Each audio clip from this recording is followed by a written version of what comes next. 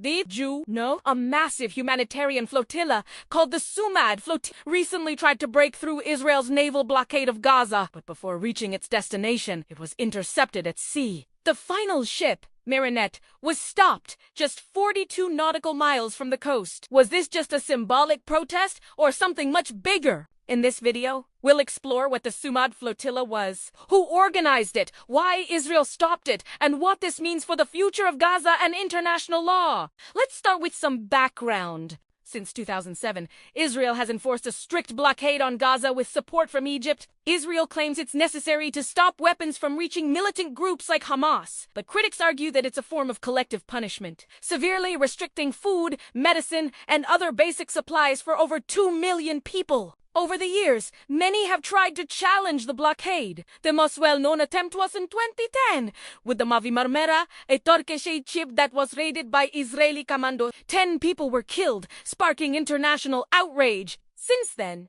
various smaller flotillas have been launched. Some were blocked before departure. Others were stopped at sea. Now, fast forward to 2025. And the launch of the Sumud Flotilla. The global Sumud Flotilla was organized by activists, lawmakers, and NGOs from over 44 countries. Their mission wasn't just about delivering aid. It was to open a direct sea route to Gaza, free from Israeli control. The flotilla began its journey from southern Europe, moving through Greece and Tunisia, aiming to enter Gaza's waters via the Mediterranean. Along the way, participants reported harassment by Israeli forces, including drone surveillance, interference with communication systems, and fast, unmarked boats tailing their ships. Eventually, most of the flotilla's vessels were intercepted, but one, the Marinette, kept going. It became the last ship still headed toward Gaza. On October 1st, Israeli naval forces intercepted the Marinette about 42.5 nautical miles from Gaza. The crew and the ship were escorted to an Israeli port. Israel stated that this action was to prevent what they called a breach of its lawful blockade.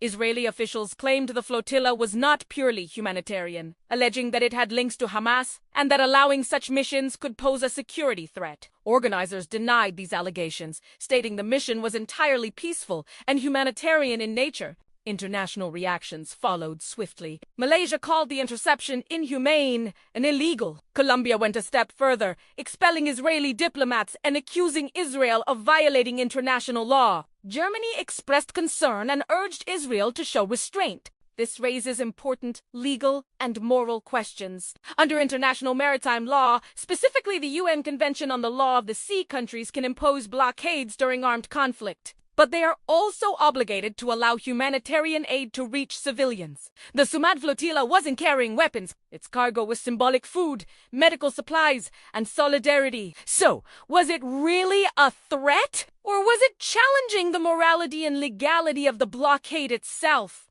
That's where the real purpose of the mission comes in. It wasn't just about aid. It was a political statement to shine a spotlight on Gaza's isolation and the humanitarian crisis within. Whether or not aid was delivered, the mission succeeded in one way. It brought global attention back to Gaza. Again, what happens next? Some countries may file formal diplomatic protests or legal complaints. Human rights organizations may push for international investigations or UN action. Israel, on the other hand, may tighten its naval security, stopping future flotillas even earlier in international waters. That could lead to further confrontations. Meanwhile, activists are unlikely to stop.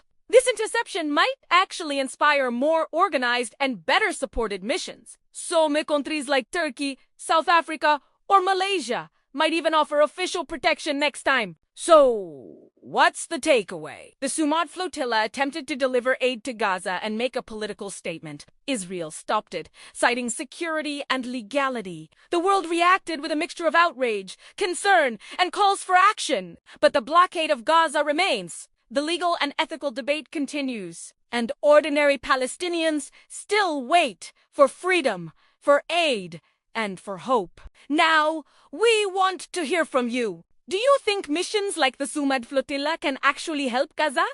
Was Israel right to stop the ships? And what should the international community do now? Let us know in the comments. And if you found this video informative, don't forget to like, subscribe, and share it. Your voice matters, and together we can keep the world informed.